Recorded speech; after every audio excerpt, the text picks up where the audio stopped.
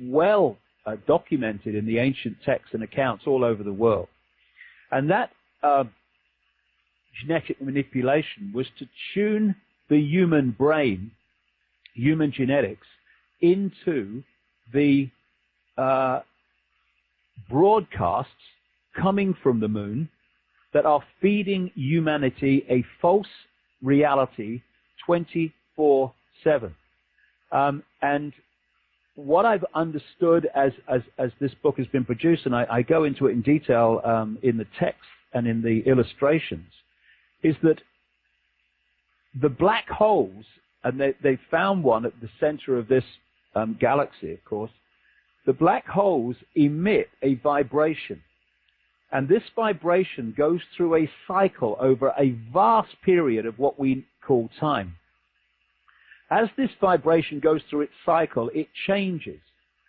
As it changes, it is changing the nature of the energy, the photon information that is being emitted by the suns, in our case, of course, our sun. And this operates like in the same way as the wireless internet. You know, you can sit in the middle of a city with a laptop, and you can have no wire connection to anything, and yet you can pull the World Wide Web, the collective reality of the World Wide Web, out of nowhere, out of the unseen, and you can put it on your screen. Well, what the human body computer, as I call it, is doing is pulling information in the unseen, in the vibrational level of our reality, what I call the metaphysical universe, the waveform information construct in the form of photons and information. And it's turning it into this reality in our heads that is the same principle as if you tune a computer or log a computer into the internet anywhere in the world, in China, in America, in Europe, in South Africa, you will get the same collective reality on your screen.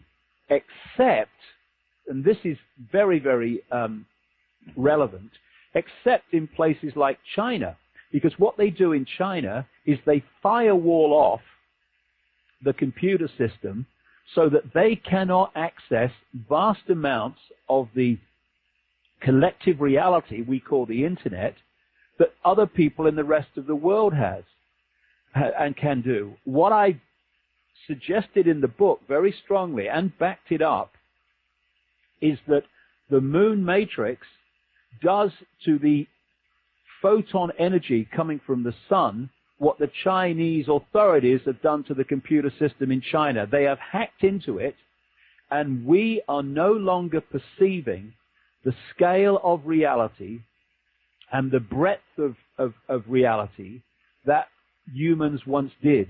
And this is why the range of frequency called visible light, that is the only range of frequency that we can access with our five senses, if you like, and our sight, is unbelievably tiny and narrow. As someone once said, quite rightly, you know, if the band of frequency that we can perceive was any smaller, we'd be blind, because it's so tiny. And I say this has been artificially created by this moon matrix.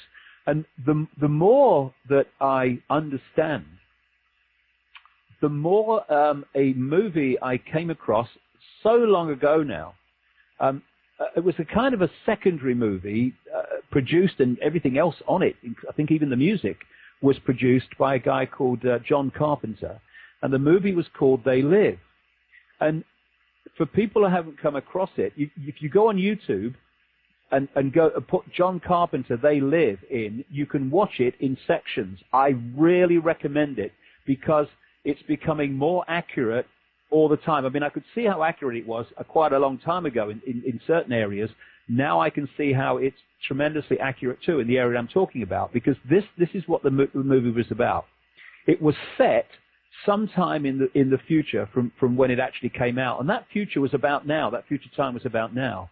There was a massive economic recession, was set in America, and there were people living in tent and corrugated iron makeshift homes on pieces of wasteland. I mean, it's happening, mate, isn't it? And across the road from one of these camps, makeshift camps, was a church. And a guy came along looking for work in the building industry, and he was living in one of these camps, and he started seeing activity at this church, and he got interested in it. And then there was a police raid on this church. And another thing that happened is that someone was breaking into the broadcasts of mainstream television with an interception broadcast saying, basically, we're being controlled by them. And the police, the police/military raided this church and ransacked and destroyed this settlement next to it. And the guy I'm talking about, the builder, he got away from it and then came back the next day, and he started searching around the church, finding out what was going on. And he found these boxes, 2 boxes. So he got them, and he went away with them into a back street, and he opened up one of the boxes, and in it were sunglasses. And he didn't understand this at all, and he took a pair of sunglasses and threw the rest in the tip because he thought, well, it's just useless. It's your sunglasses. He then walks into the main sort of thoroughfare with the shops and everything and the cars and the traffic, and he puts these glasses on. Suddenly, he can see what are, to the naked eye, advertisements for travel or any advertisement you can think of, food, clothing, and what have you. Through the glasses, he can now see subliminal messages where the adverts were. Obey, don't question authority, and all these things. And he then goes to a newsstand and he picks up some magazines, the equivalent of Newsweek and Time, and he's with the naked eye, he's seeing pictures and texts and articles. With the glasses on, he's seeing don't question authority, obey, and all these subliminal messages. A guy then comes along to buy a newspaper, and through the glasses, this guy's not human anymore. He takes the glasses down, looks at him with his eyes, he's human. And he walks around the city, and he starts to realize that, and he looks at a television, he sees a speech by the president. Through the glasses, he sees the president's not actually human. So it's a non-human form hiding behind human form. And he starts to see that significant numbers of people, far, far, far from everybody, but significant numbers of people are actually not human when you look at them through the glasses.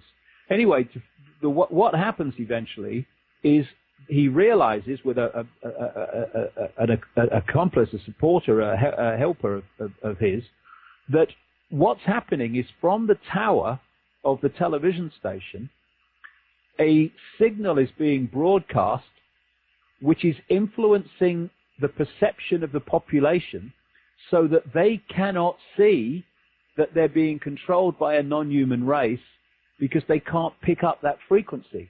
But the glasses have been designed in the movie script to override that so you can see what you would normally see without this broadcast. They then get to the top of this tower at the end of the movie and they smash it and break it and stop it broadcasting, and suddenly all over people are sitting in bars, and suddenly the person next to them is no longer human, and they can see it with their naked eye now. There's 2 newsreaders reading the news. Suddenly they're not human on the telly. President goes non-human.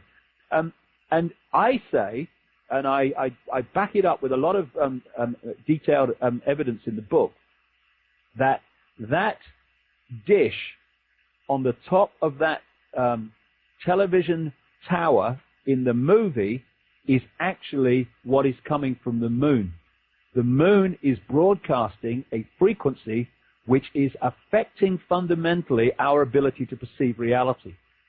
And the servants of the moon matrix, as I call it, on Earth, are the Illuminati families. Now, this is another point that comes into this. The moon matrix, like everything else, broadcasts on a certain frequency. It has a certain frequency range. If it's going to influence human perception, human